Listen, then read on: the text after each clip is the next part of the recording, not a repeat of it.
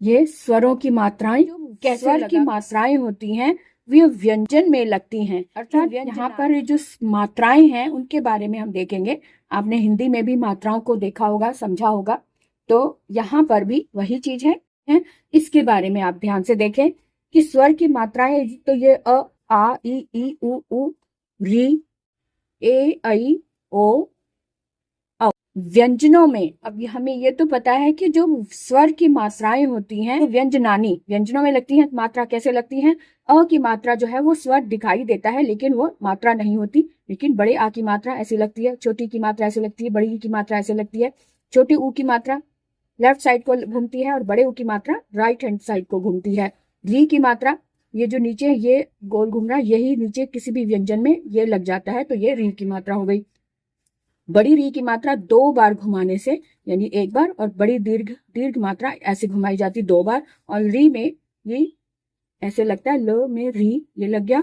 और ए की मात्रा में 1 पाई लगती है। और बड़ी ए की मात्रा में, बड़ी ए आपकी सुविधा के लिए मैं इसको छोटी ए और बड़ी ए बोल रही हूँ, तो छोटी ए में 1 पाई लगती है और बड़ी ए में 2 पाई लगती है, ऊपर 2 मात्राएं लगती हैं। और छोटा ओ में भी 1 मात्रा, 1 ऊपर पाई और साथ में 1 डंडा।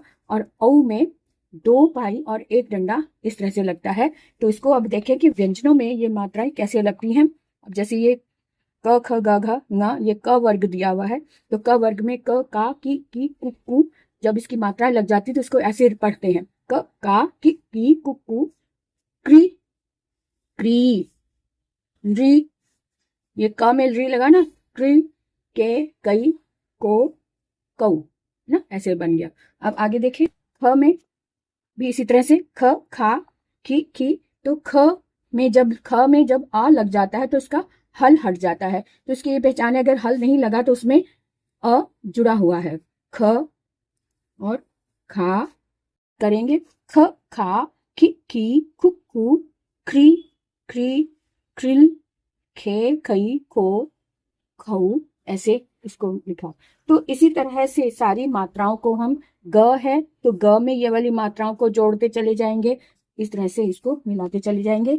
अब यहाँ तक तो बात हो गई। अब आप अपने आप ही स्वयं इसको लगा लेंगे। अब हम चलते हैं कि संयुक्त व्यंजन को हम और कैसे समझें, इसको हम वर्ण विच्छेद के माध्यम से देखेंगे कि संयुक्त व्यंजन को हम कैसे समझें कि संयुक्त अगर है तो कौन कौन से अक्षर मिले हुए हैं, और वर्ण विच्छेद के माध्यम से हम इसे बहुत अच्छे से समझ सकते हैं। जैसे ये पहला अक्षर क्ष दिया हुआ है ना, तो क्ष में क और श मिला हुआ है, ये तो हो गए व्यंजन, क्योंकि व्यंजन है इसलिए इसमें हल लगा हुआ है।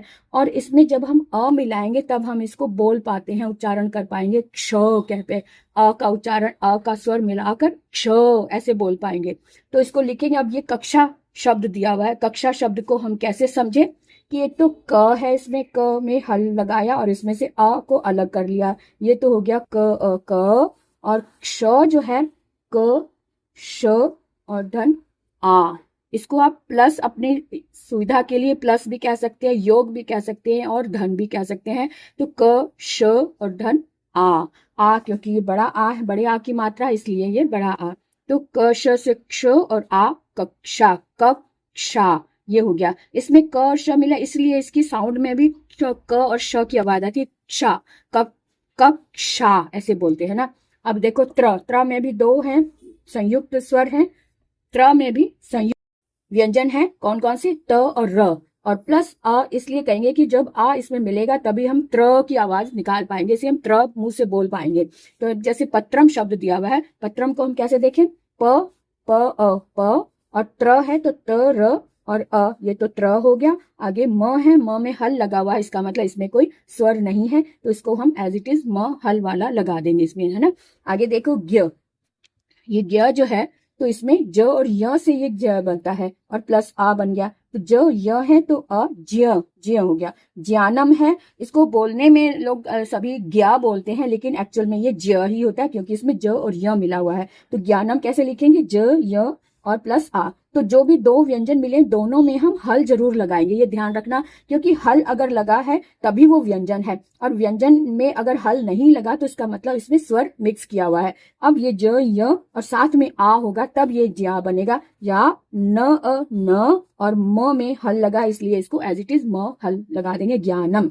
अब ये द्य है, द्य को हम इस तरह से देखेंगे, इसमें द और य की आवाज आ रही है ना, तो इसका मतलब इसमें दो व्यंजन जुड़े हुए हैं, द और य वाले, तो द य और अ, तो द्य तीनों मिलाकर ये द्य बन गया। अब विद्या में द्य आता है तो इसको कैसे लिखेंगे, व ई वी, क्योंकि व में छोटी की मात्रा लगी हुई है, तो व ई वी और द य और आ, इस तरह से इसको हम परिभाषित करेंगे कि विद्या को ऐसे लिखा जाता है। विद्या में 1 2 3 4 5 अक्षर मिले हुए हैं, कहने में 2 है, ऐसी ज्ञानम में 3 अक्षर दिए हुए हैं, लेकिन 1 2 3 4 5 6 अक्षर दिए हुए हैं। इस तरह से हम इसको समझ सकते हैं कि इसमें कौन कौन से अक्षर मिलकर इस संयुक्त व्यंजन बनाते हैं। ठीक है, अब आगे देखें कि ये एकमेव सर्वेषां व्यंजनानां सर्वै व्यंजनैः सह मेलनेन संयुक्त व्यंजनानि भवन्ति। अब ये जो क और य है, क्य, ऋण, र और ण, र जो है वो जो भी र जहां पे अभी ऊपर की तरफ लगा है वो आधा र होता है, ऋण अंत्र,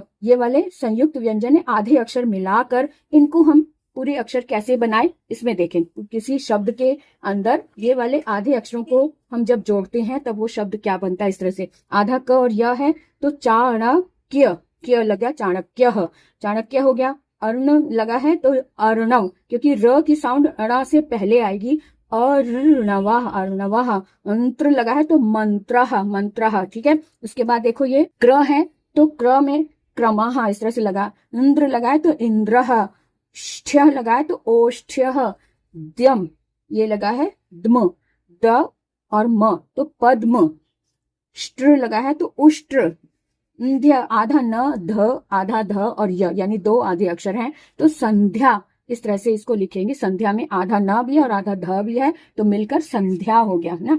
उसके बाद देखो वर्ण संयोजन शब्दों, अब हम शब्दों को जोड़ेंगे तो वर्ण संयोजन, वर्ण वियोगा, वर्ण वियोग, अभी हमने यहाँ पे संयुक्त वर्ण देखे और अब हम देखेंगे वर्ण वियोगा। वियोगा का मतलब है वर्णों को अलग कैसे करें, तो अजह दिया हुआ है तो अ ज और साथ में विसर्ग अजह इस तरह से बना है ना, तो विसर्ग लगा हुआ है यानी कि अ तो ये खुद ही स्वर है, उसके बाद ज व्यंजन है तो ज में से हमने अ अलग किया तो ज, और अ और विसर्ग को भी हमने धन विसर्ग कर दिया, इस तरह से अजह।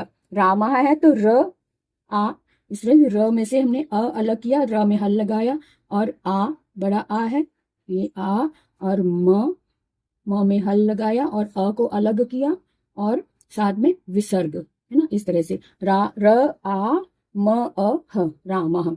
हरि ही है तो ह में से हमने स्वर हटाया तो ह में हल लगाया, और का स्वर अ है, और र में से स्वर हटाया तो र में हल लगा, और ई छोटी ई है तो छोटी ई लगाकर और साथ में ये विसर्ग लगा दिया ना। अब ये सीता है तो स में बड़ी ई है तो इसलिए स में से हमने हल, सा में हमने हल लगाया और बड़ी ई को अलग किया तो सी, और त में हल लगाया और आ को अलग किया तो ये सीता हो गया है ना।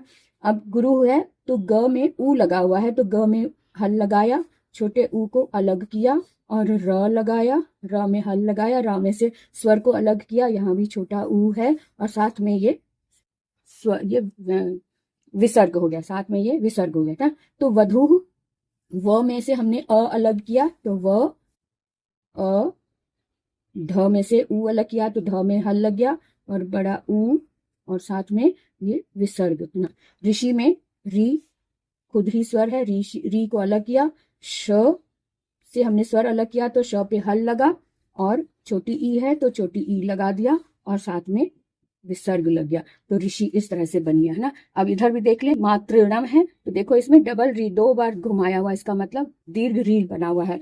म में से आ निकाला तो ऐसे, फिर उसके बाद त में से री बड़ी री है, फिर ण में से हमने स्वर निकाला तो हल बन गया, और अ और म, मातृणम इस तरह से बना। तो ये कृतप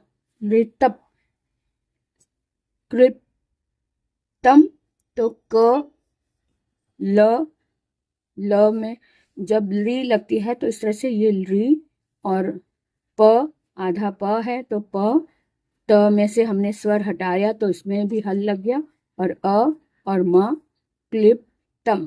जैसे हमने री जब लिखते हैं तो री खुद ही अपने आप में ही स्वर है, इसी तरह से री भी स्वर है। री, क, आ, र, अ और विसर्ग। ठीक है, अब देवा है तो द, ए, व, आ और विसर्ग। ए खुद ही स्वर है, क,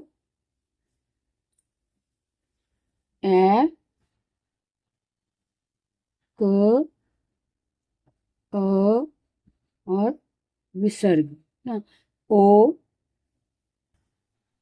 खुद ही स्वर है तो ओ, और म में हल है, उसमें स्वर नहीं है तो इसलिए आते हैं औषधम में। तो औ, श में हल लगाया, अ इसके स्वर को अलग किया, ध में से ध में हल लगाया, इसके स्वर को अलग किया, और म में हल लगाया, क्योंकि म में हल पहले से, इसमें कोई स्वर नहीं है, इसके आगे स्वर नहीं लगेगा। तो इस तरह से हमने वर्ण वियोग करना सीखा कि बने हुए शब्दों को हम विच्छेद कैसे करें।